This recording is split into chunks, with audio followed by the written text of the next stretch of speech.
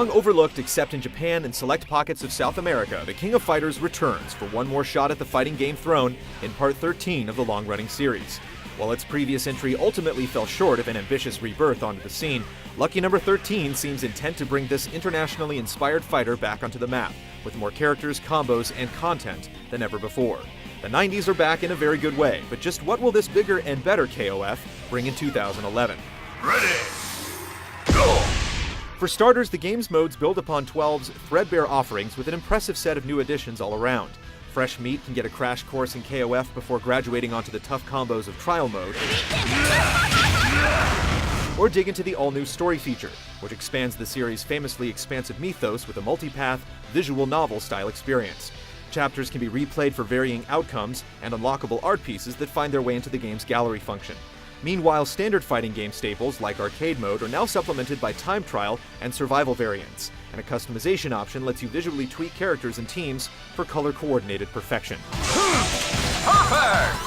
King of Fighters 13 seems to be pushing content above all else, but a fighting game sequel would be nothing if its roster didn't grow alongside its aspirations. A respectable cast of 30-plus fighters will bring back familiar faces like the voluptuous Shi-Ninja Mai Shiranui and Kyokugen master Takuma Sakazaki, who seems to have been hitting the same protein shakes and meat buffets as the mega buff Ralph and Clark.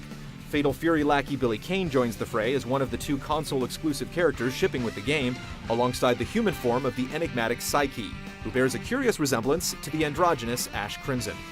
With a multitude of new global venues and the reintroduction of character teams and tracks, the aesthetic elements that defined classic King of Fighters fare feel like they're re-emerging.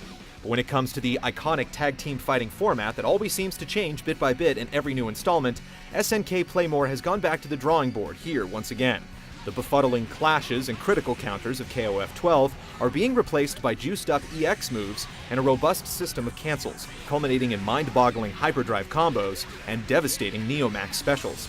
Drastic change can often come with a bit of trepidation, but so far, it looks like there's a lot of possibility for the new systems, and combat immediately feels slicker, faster, and much different than the last game. We've been able to play a few matches online, and while the launch period could be a different story, the fighting seems to hold up well with the game's renovated network features. With promises of improved lobby, netcode, and replay support, King of Fighters 13 is definitely aiming to position itself as a contender among the long-lived online fighters played today.